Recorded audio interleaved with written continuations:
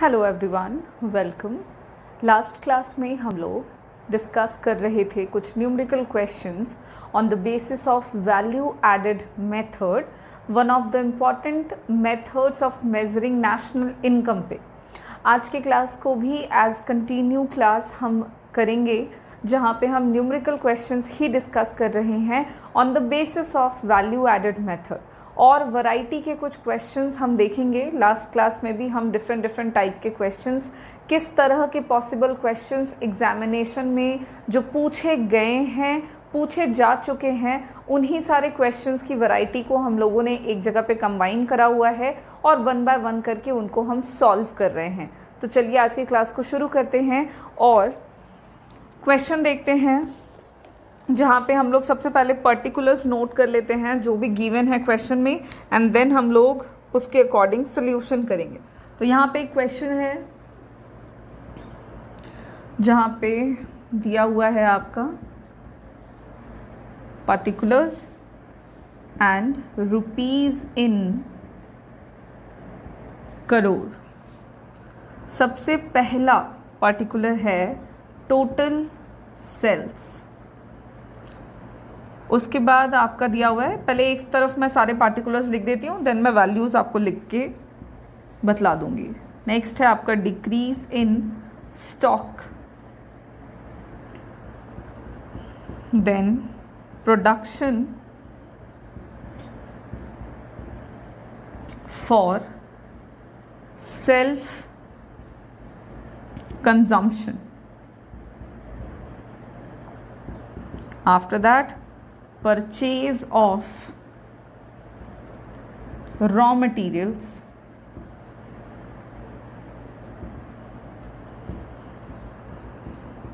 then है हमारा export, after that electricity charges,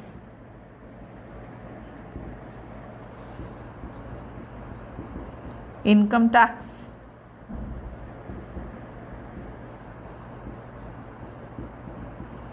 फिर दिया हुआ है आपका एक्साइज ड्यूटी, एंड लास्ट में सब्सिडीज।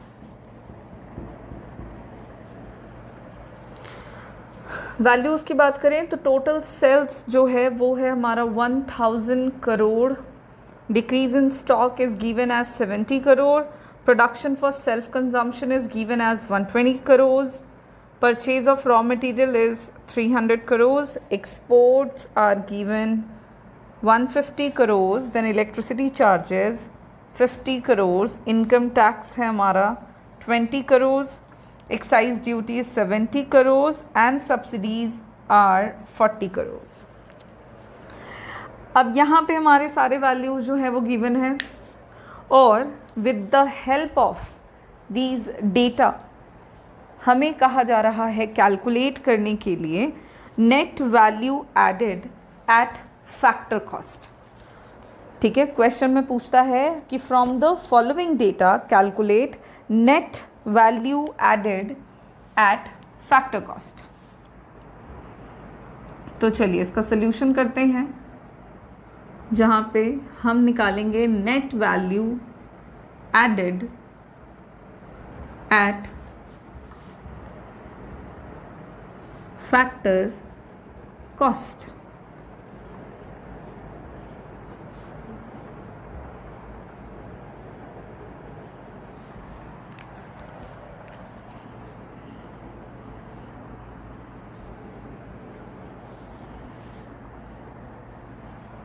ओके, सो इससे पहले भी हम लोगों ने प्रीवियस क्लासेस में इसी तरह की वैरायटी के क्वेश्चंस हमने डिस्कस किए हैं, जहाँ पे हम नेट वैल्यू एडेड जो है वो कैसे निकालते हैं ये हमने देखा हुआ है।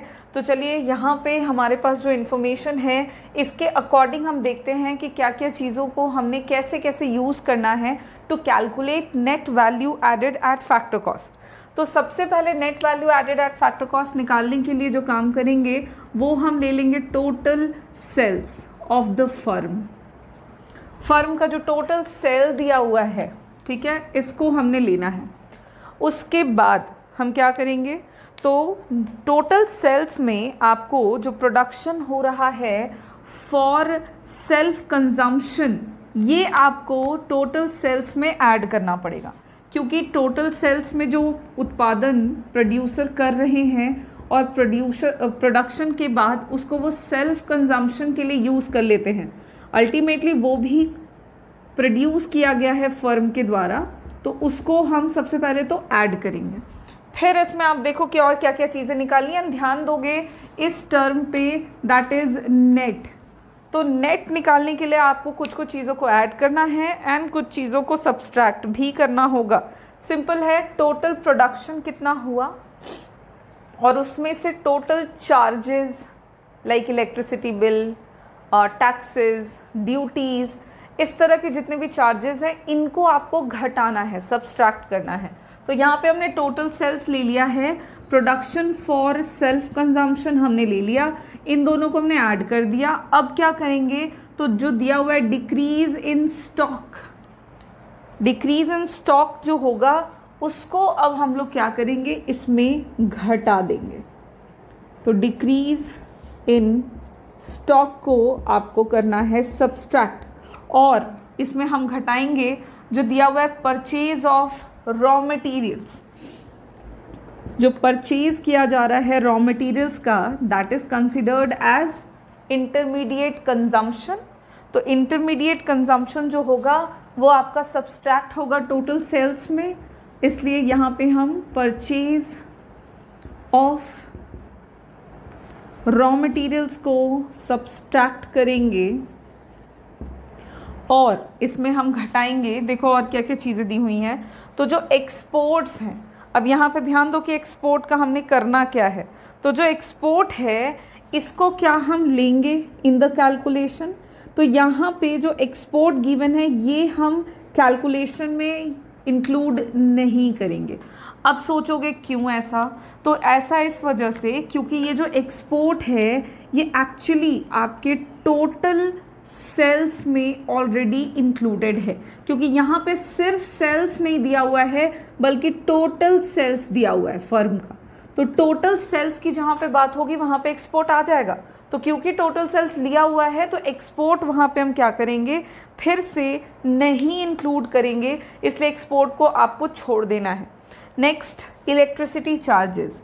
इलेक्ट्रिसिटी चार्जेस का क्या करना होगा, तो इलेक्ट्रिसिटी चार्जेस एक तरह का एक्सपेंडिचर है जो फर्म कर रहे होते हैं, तो इसको टोटल सेल्स में घटा देंगे, इसलिए माइनस करेंगे यहाँ पे क्या, तो इलेक्ट्रिसिटी सेल्स को, ठीक है, या इलेक्ट्रिसिटी चार्जेस को, सॉरी इलेक्ट्रिसिटी चार्जेस। अच्छा, नेक्स्ट क्या है, तो नेक्स्ट है इनकम टैक्स। अब अभी आपको बताया था, या इससे पहले भी कई बार हम लोगों ने इस तरह की चीज़ों को इंक्लूड किया हुआ है। अब इनकम टैक्स जो है उसका हमने यहाँ पे क्या करना है, इनकम टैक्स हम ले रहे हैं नहीं ले रहे हैं, घटाना है या इसको सब्सट्रैक्ट करेंगे या इसको ऐड करेंगे, इस पे ध्यान दोगे। तो इनकम टैक्स जो है ये आपका एक तरह का क्या है, तो इनकम टैक्स जो है it is a direct tax जो कि लोगों के इनकम पे लगाया जाता है। जब हम वैल्यू एडेड की बात कर रहे हैं तो यहाँ पे हम उस टैक्स की बात करेंगे जो गुड्स एंड सर्विसेज पे लगाया जाता है, न कि प्रोड्यूसर पर या प्रोड्यूसर के इनकम पर, ठीक है। प्रोड्यूसर से कहने का मतलब है कि किसी इंडिविजुअल के इनकम पर लगने वाले टैक्स को हम यहाँ पे इंक्लूड नहीं कर रहे, because we are discussing on value added method, जहाँ पे हम प्रोडक्ट से रिलेटेड नेशनल इनकम की अकाउंटिंग देख रहे हैं। तो इनकम टैक्स एक तरह का डायरेक्ट टैक्स है which are imposed on the income and property of an individual और अ कंपनी।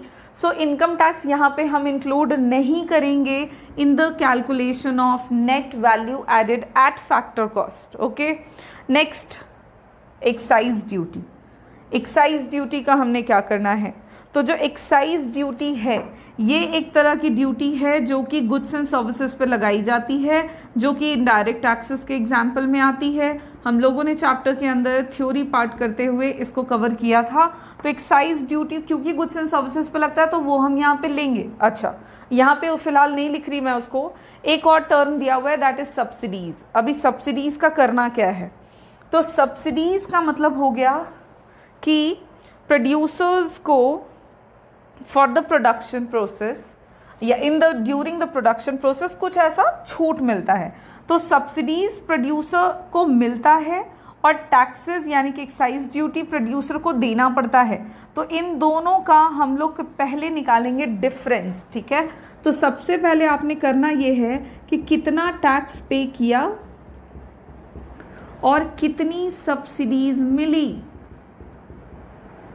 इन दोनों का निकाल लेंगे सबसे पहले डिफरेंस, और जो डिफरेंस आएगा उसको घटाएंगे टोटल सेल्स में, तब जा करके निकल के आएगा net value added at factor cost.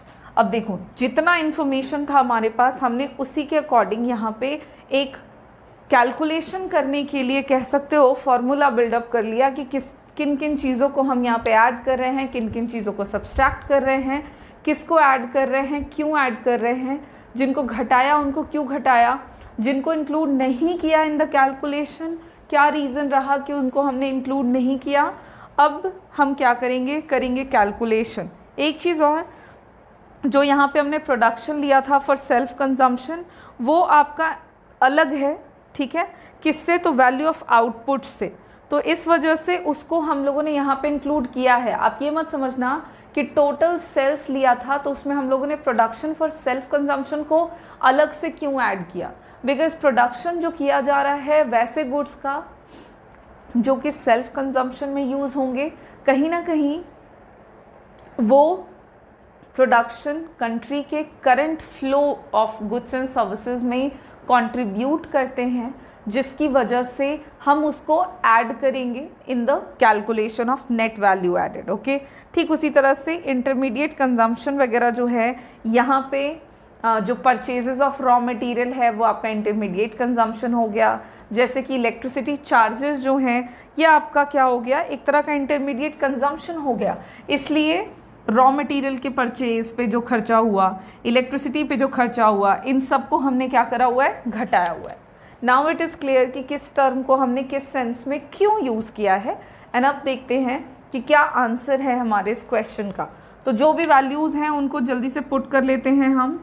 Total sales दिया हुआ है 1000 करोड़, तो वो है 1000 crore plus production for self consumption दिया हुआ है 120 करोड़ माइनस क्या करते जा रहे हैं हम, टोटल सेल्स ले लिया, प्रोडक्शन फॉर सेल्फ कंजम्पशन ले लिया। नाउ इसमें घटाएंगे डिक्रीज इन स्टॉक, तो डिक्रीज इन स्टॉक दिया हुआ है 70 करोड़ का। फिर इसमें परचेज ऑफ रॉ मटेरियल्स हमने घटाना है, परचेज ऑफ रॉ मटेरियल यहाँ देखो 300 करोड़ दिया हुआ है। इसमें आपने इलेक्ट्रिसिटी चार्जेस को सब्सट्रैक्ट करना है which is given as 50 crore. उसके बाद आपको इसमें सब्सट्रैक्ट करना है एक्साइज ड्यूटी एंड सब्सिडीज़ का डिफरेंस। अभी देख लो एक्साइज ड्यूटी कितना दिया हुआ है, तो वो दिया हुआ है 70 करोड़ एंड सब्सिडीज़ दिया हुआ है हमारा 40 करोड़ का, ठीक है। सब्सिडीज़ देख लो 40 करोड़ का। अब हमने सारे वैल्यूज़ को यहाँ पे पुट कर दिया है। अब सिंपली हम लोग इसको कैलकुलेट कर लेंगे। अब इसके बाद कुछ नहीं करना होता है, बस यहीं पे जो काम है आपका ना, वो यही सबसे ज़्यादा इंपॉर्टेंट काम है। उसके बाद आपको सिंपल एडिशन एंड सब्सट्रैक्शन करना है, जोड़ घटाओ, इससे ज़्यादा आपको कुछ भी नहीं करना। नाउ चलें इसको जोड़ लें हम। सो 1120 माइनस माइनस प्लस, ठीक है। चलो यहाँ पे मैं शॉर्ट में करती जा रही हूँ, माइनस माइनस प्लस, तो 300 प्लस 70 370 और माइनस माइनस प्लस तो कितना हो जाएगा 370 एंड 50। चलो स्टेप वाइज करते जाते हैं। 370 माइनस 50 माइनस 70 में 40 गया 30, 1120 माइनस 0 3 एंड 5 8 8 और 7 15 3 एंड 1 4। अब क्या करोगे, 1120 में 450 को घटाएंगे तो 0, 12 में 5 जाएगा 7, देन 10 में 4 जाएगा, आपका बचेगा 6, 670 करोड़ वैल्यू आ गया है हमारा। क्या? तो net value added at factor cost. ये हो गया हमारा आंसर इस क्वेश्चन का। तो आंसर बहुत ही सिंपल तरीके से निकल जाता है प्लस माइनस करके। बस आपको थोड़ा सा प्रिसाइजली ध्यान ये रखना है कि हम जो भी क्वेश्चन में हमसे पूछा जा रहा है उसमें हमने किन जो इन्फॉर्मेशन दिया हुआ है और उससे जो निकालने के लिए कहा जा रहा है, इस सिचुएशन में हम किन चीज़ों को किस तरह से ऐड करेंगे, सब्सट्रैक्ट करेंगे, बस इसका आपको ध्यान रखना है। ओके। और जितना आप ज़्यादा प्रैक्टिस करते जाओगे आपका सॉल्यूशन उतनी ही आसानी से होता चला जाएगा। ठीक है। तो यहाँ पे एक क्वेश्चन हम लोगों ने कर लिया है कवर। अब चलिए एक और क्वेश्चन हम करके देखें थोड़ी और डिफरेंट वैरायटी के साथ, ताकि जितना ज़्यादा प्रैक्टिस करेंगे उतना ही बेहतर होगा।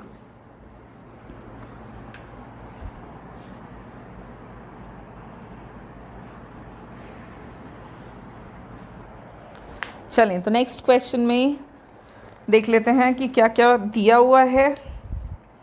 पर्टिकुलर्स दिए हुए हैं इसमें भी। सबसे पहले फर्स्ट जहाँ पे दिया हुआ है purchase of raw materials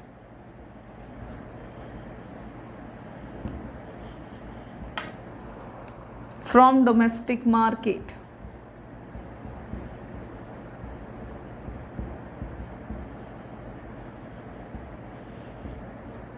second में दिया हुआ है हमारा इंक्रीज इन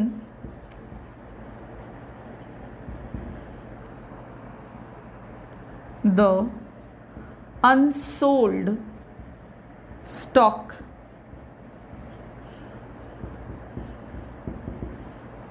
फिर दिया हुआ है इंपोर्ट ऑफ रॉ मटेरियल्स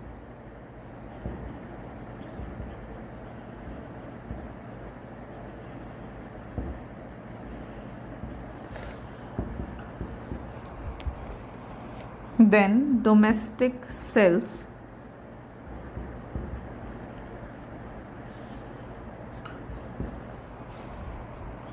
उसके बाद है रिप्लेसमेंट ऑफ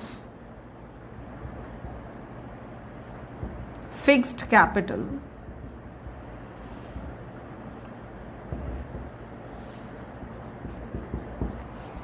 अगला है power charges.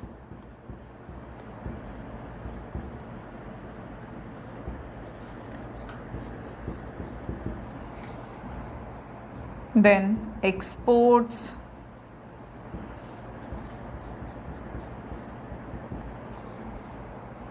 import of machineries,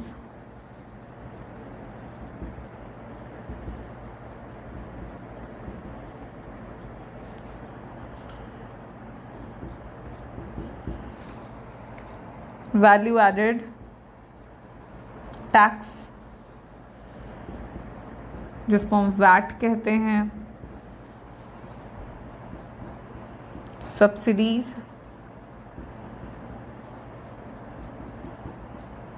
and दिया हुआ है goods used for self consumption. ठीक है। अब यहाँ पे वैल्यूज़ जो हैं वो आपके गिवन है रुपीज़ इन करोड़ में। अगेन सबसे पहला वैल्यू आपका जो दिया हुआ है purchase of raw material that is 400 crore. उसके बाद import of increase in the unsold stock that is 60 crore. After that import for raw material is 120 crore. Domestic sales दिया हुआ है हमारा 1200 करोड़। उसके बाद है 50 करोड़, देन है 20, एक्सपोर्ट दिया हुआ है for 200, import of machinery is 40, value added taxes VAT 10, subsidies 30 and goods used for self consumption is for 10 crore. ठीक है। ये आपकी इंफॉर्मेशन है गिवन। और यहाँ पे जो क्वेश्चन पूछ रहा है इसमें आपको एक साथ 3 चीज़ें निकालने के लिए बोला जा रहा है। वन बाय वन करके हम लोग इन तीनों टर्म्स को कैलकुलेट करके देखते हैं। सबसे पहले इसमें क्या जा रहा है कैलकुलेट करने के लिए, वैल्यू ऑफ आउटपुट। ठीक है, वैल्यू ऑफ आउटपुट निकालना है हम लोगों को। सबसे पहले तो पहला क्वेश्चन है जिसमें हमको वैल्यू ऑफ आउटपुट कैलकुलेट करना है। दूसरा क्वेश्चन इसी में दिया हुआ है जिसमें आपसे पूछा जा रहा है कि कैलकुलेट कीजिए इंटरमीडिएट कंजम्पशन को एंड थर्ड भी है टर्म, और तीसरे में कहा जा रहा है net value added at factor cost निकालने को। ठीक है, net value added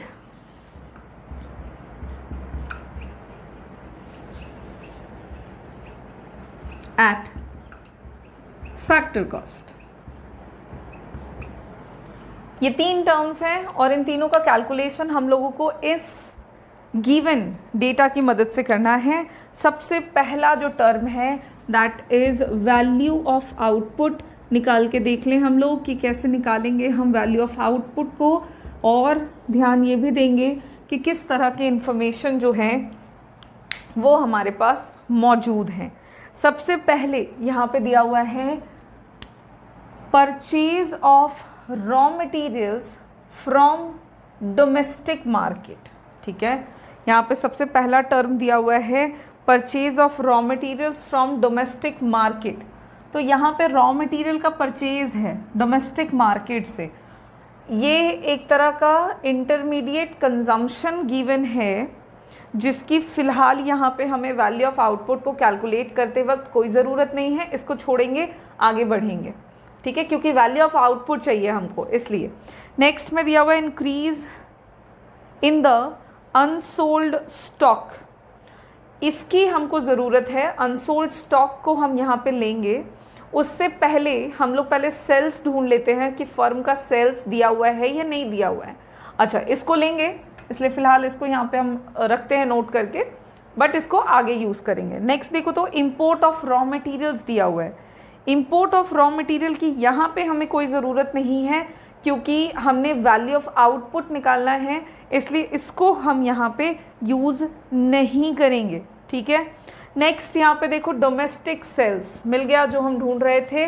domestic sales given है, ये हमारे काम की चीज़ है क्योंकि हमको वैल्यू ऑफ आउटपुट निकालना है। तो हम यहाँ पे सबसे पहले क्या करेंगे तो डोमेस्टिक सेल्स को ले लेंगे, फिर इसमें हम ऐड करेंगे। वैल्यू ऑफ आउटपुट के लिए आपको ऐड करना है क्या, तो स्टार्टिंग में जो हमने रखा था बुक करके that is increase in unsold stock, increase in the unsold stock. अब देखो और इसमें आगे बढ़ो तो रिप्लेसमेंट ऑफ फिक्स्ड कैपिटल की हमको ज़रूरत है। यहाँ पे रिप्लेसमेंट ऑफ फिक्स्ड कैपिटल की हमें कोई ज़रूरत नहीं है। एक्सपोर्ट, अच्छा आगे देखो तो ये हमारे काम की चीज़ नहीं है फिक्स्ड कैपिटल। पावर चार्जेस वगैरह का इस्तेमाल हम तब करते हैं, ये एक तरह का इंटरमीडिएट कंजम्पशन हो गया। नेट वैल्यू को निकालने के वक्त हमें इस तरह की चीज़ों की ज़रूरत पड़ेगी। ये पावर चार्जेस मतलब इलेक्ट्रिसिटी चार्जेस हो गए, तो इसकी यहाँ पे हमको ज़रूरत नहीं है। नेक्स्ट देखो एक्सपोर्ट लेंगे तो एक्सपोर्ट जो हो गया वो डोमेस्टिक सेल्स में ऑलरेडी इंक्लूडेड है। जो भी सामान देश में बना वो बेचा गया, चाहे वो देश के अंदर और देश के बाहर। तो क्योंकि एक्सपोर्ट्स ऑलरेडी डोमेस्टिक सेल्स में इंक्लूडेड है तो उसको फिर से नहीं लेंगे। Import of machinery, again raw material के चार्जेस हैं ये, जो कि आपने अपने देश में मशीनरी को परचेज करा, इसकी यहाँ पे हमें ज़रूरत नहीं है। वैट की ज़रूरत नहीं। सब्सिडीज़ हम यहाँ पे नहीं इंक्लूड कर रहे हैं क्योंकि हमें नेट वैल्यू नहीं निकालना, हमें वैल्यू ऑफ आउटपुट निकालना है, सिंपल। अच्छा, एक और टर्म हो गया आपका यहाँ पे जो कि है, अच्छा सॉरी एक चीज़ और रह गया आपका, जो एक्सपोर्ट है उसको हम इसमें एक्चुअली इंक्लूड करेंगे। सॉरी, एक्सपोर्ट जो होगा वो यहाँ पे हमारा इंक्लूड होगा। और नेक्स्ट आपका जो है goods used for self consumption. अभी इससे पहले के क्वेश्चन में भी हमने देखा था कि जो गुड्स या जो प्रोडक्शन होता है फॉर सेल्फ कंजम्पशन, उसको हम इंक्लूड करेंगे in the calculation of value of output, क्योंकि वो देश के current flow of goods and services में कंट्रीब्यूट कर रहा है। इस वजह से हम वो गुड्स जो सेल्फ कंजम्पशन के लिए यूज़ किए जा रहे हैं उसको हम इंक्लूड करते हैं। इसके अलावा आपको और चीज़ों को इंक्लूड यहाँ पे नहीं करना है जब आप वैल्यू ऑफ आउटपुट निकाल रहे हो। अब कुछ नहीं करना, सिंपल है, आपने सारे वैल्यूज़ को पुट करके सम कर लेना है। Increase in the unsold stock is given as 60 crore, then आपका दिया हुआ एक्सपोर्ट विच इज एक्सपोर्ट से आपका दिया हुआ 200 करोड़, एंड देन आपका है goods used for self consumption, तो वो हम यहाँ पे लेंगे एज 10 करोड़। अब आपको सिंपली सारे टर्म्स को ऐड कर देना है। जब आप सबको ऐड करोगे तो वैल्यू कुछ ऐसा आ जाएगा,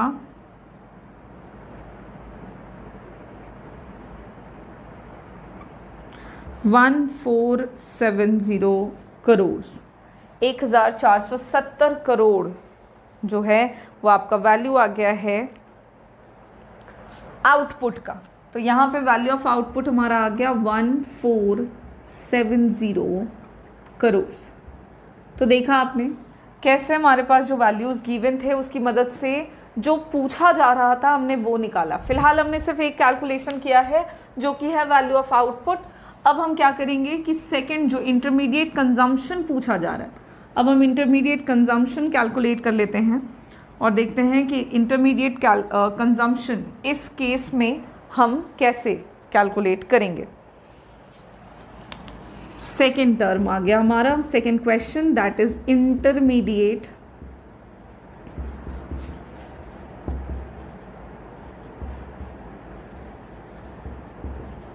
कंजम्पशन। इंटरमीडिएट कंजम्पशन निकालने के लिए आपने क्या क्या करना है, तो सबसे पहला जो काम करोगे आप वो तो आप लोगे जो अभी अभी हमने कैलकुलेट कर लिया, that is value of output. Value of output लेंगे और इसमें हम सब्सट्रैक्ट करना शुरू करेंगे। क्या क्या सब्सट्रैक्ट करेंगे हम, तो वैल्यू ऑफ आउटपुट में हम सबसे पहले यहाँ पे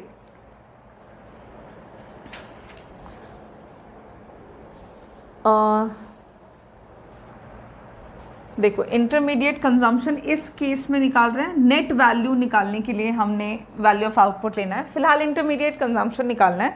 तो इंटरमीडिएट कंजम्पशन निकालने के लिए आप लोगों को करना ये होगा कि सबसे पहले तो जो जो आपका इंटरमीडिएट प्रोडक्ट दिया हुआ है इन द क्वेश्चन, जैसे कि देखो यहाँ पे दिया हुआ था सबसे पहला purchase of raw materials from domestic market. सबसे पहले तो ये ले लेंगे, क्योंकि आपसे पूछा जा रहा है कि टोटल जो इंटरमीडिएट कंजम्पशन किया गया वो बताइए। तो जो हमारे छोटे छोटे टुकड़ों में इंटरमीडिएट कंजम्पशन दिया हुआ है उसको हमने ऐड करना है। तो रॉ मटेरियल्स पे जो खर्चा हुआ वो हम ले लेंगे। फिर हमें लेना है पावर चार्जेस, जो इलेक्ट्रिसिटी वगैरह पे जो हमारा खर्च हुआ है वो हम यहाँ पे ले लेंगे। तो पावर चार्जेस हमारे आ जाएंगे। और एक टर्म यहाँ रह जाता है, that is import of raw materials. Raw material का जो इंपोर्ट किया गया है विदेशों से वो भी हम यहाँ पे क्या करेंगे, ऐड करेंगे। क्या उसके अलावा हमने और चीज़ों को लेना है, जैसे कि इंपोर्ट ऑफ मशीनरीज। तो इंपोर्ट ऑफ मशीनरी वगैरह जो होगा वो इस केस में हम इंक्लूड नहीं करेंगे, क्योंकि जब हम इंपोर्ट ऑफ रॉ मटेरियल्स कह रहे हैं तो इसमें आपकी मशीनरीज का इंपोर्ट भी इंक्लूडेड है। तो अलग से आपको फिर से इंपोर्ट ऑफ मशीनरी नहीं लेना है, जिसकी वजह से हम यहाँ पे अलग से इंपोर्ट ऑफ मशीनरी को इंक्लूड नहीं कर रहे हैं। Other than that taxes include नहीं होंगे, सब्सिडीज इंक्लूड नहीं होगा। तो क्या क्या चीज़ हो गया हमारा, परचेज ऑफ। देखो यहाँ पे इंटरमीडिएट कंजम्पशन निकालने के लिए आपने क्या क्या करना है, तो सबसे पहले जो रॉ मटेरियल का हमने परचेज करा है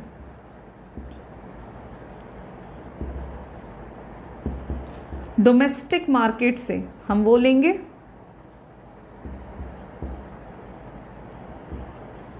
इसमें हम ऐड करेंगे इंपोर्ट ऑफ रॉ मटेरियल्स को, डोमेस्टिक मार्केट से जो सामान खरीदा और विदेशों से जो रॉ मटेरियल्स मंगवाया वो भी आपका इंक्लूड हो जाएगा।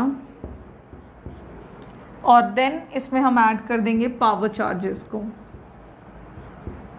इलेक्ट्रिसिटी चार्जेस को, एंड जब हम इन तीनों टर्म्स को ऐड कर देंगे देन इंटरमीडिएट कंजम्पशन जो है वो निकल कर आ जाएगा। तो चलिए सारे वैल्यूज़ को पुट कर देते हैं। परचेज ऑफ रॉ मटेरियल दिया हुआ है 400 crore, import for raw material is given 120 crore and power charges आपका दिया हुआ है 20 करोड़। ठीक है, इसको आपने सिंपली ऐड कर देना है। 540 करोड़ इस क्वेश्चन में इंटरमीडिएट कंजम्पशन जो है वो आ गया हमारा 540 करोड़ का। तो सेकंड क्वेश्चन भी हम लोगों ने सॉल्व कर लिया है। इंटरमीडिएट कंजम्पशन पूछा जा रहा था, दैट विल बी 540 करोड़। अब हमारा नेक्स्ट और एक लास्ट टर्म रह गया है, that is net value added at factor cost. चलिए जल्दी से देख लें कि net value added at factor cost कैसे निकलेगा। यहाँ तक आपका काम काफ़ी आसान हो चुका है। देखो थर्ड जो हमको निकालना है,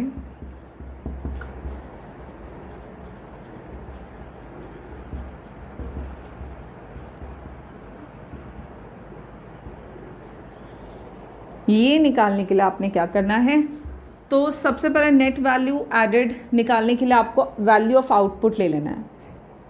ठीक है, जो हमने सबसे पहले सॉल्व किया वैल्यू ऑफ आउटपुट आपको ये ले लेना है सबसे पहले। तो अब इसमें हम घटाएंगे, बहुत सारी चीज़ें हम लोगों ने ऐड कर रखी हैं ऑलरेडी। तो आपको करना क्या है कि काम आसान करना है। वैल्यू ऑफ आउटपुट हमने इसी में से निकाला तो वो ले लिया। इंटरमीडिएट कंजम्पशन भी हमने अभी अभी कैलकुलेट किया है, तो हम इंटरमीडिएट कंजम्पशन को ले लेंगे और उसको वैल्यू ऑफ आउटपुट में घटाएंगे। क्यों? क्योंकि हम नेट वैल्यू निकाल रहे हैं और इसमें हम घटाएंगे। देखो कुछ छूट रहा है। यस, हमारा क्वेश्चन में दिया हुआ है क्या क्या, तो क्वेश्चन में दिया हुआ है आपका एक तो सबसे पहला यहाँ replacement of fixed capital. Fixed capital का जो रिप्लेसमेंट किया गया है वो रह गया है, इसको हम इंक्लूड करेंगे यहाँ पे। ठीक है, चलो इंक्लूड कर लेते हैं और इसको हम एक्चुअली घटा देंगे वैल्यू ऑफ आउटपुट में से। जो भी रिप्लेसमेंट हो रहा है फिक्स्ड कैपिटल के तौर पे, जो भी एसेट्स हैं उनका, उसको घटाएंगे और इसमें हम घटा देंगे क्या, तो देखो और क्या बच जा रहा है।